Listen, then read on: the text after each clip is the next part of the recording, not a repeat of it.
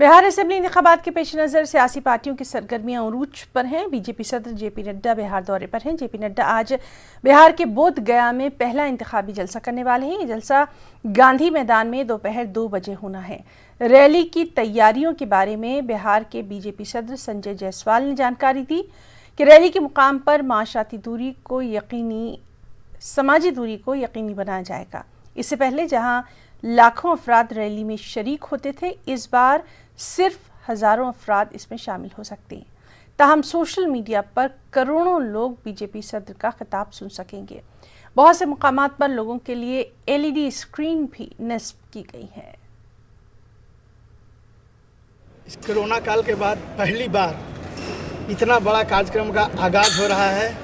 माननीय राष्ट्रीय अध्यक्ष नड्डा जी गया में आ रहे हैं। इनके स्वागत के लिए हम लोगों ने, चूँकि जल्दी आदेश हुआ तो सभी कार्यकर्ता बहुत लगन से लगे हुए हैं और बहुत काफ़ी जोश है। भाजपा के कार्यकर्ता बहुत उत्साहित हैं, लेकिन हम लोग थोड़ा चुनाव आयोग के गाइडलाइन मिला है कि सोशल डिस्टेंसिंग, मास्क और सैनिटाइजर की व्यवस्था करके काम करना है।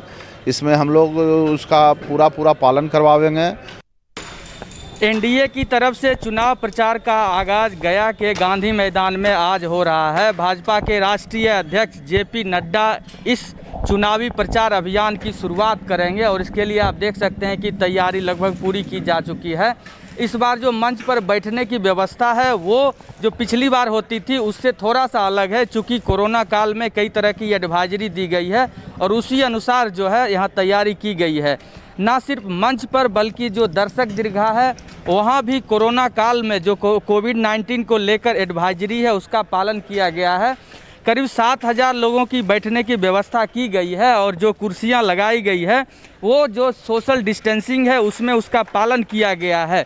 इसके साथ ही जो यहाँ बैनर और पोस्टर भी कई लगाए गए हैं जिसमें ये एडवाइजरी दी गई है कि जब यहाँ आप इस सभा में शामिल होने आते हैं तो आपको क्या करना है और क्या नहीं करना है। तो पहली बार इस बार चुनाव का आगाज़ हो रहा है और कोरोना काल में पहली ये आम सभा हो रही है।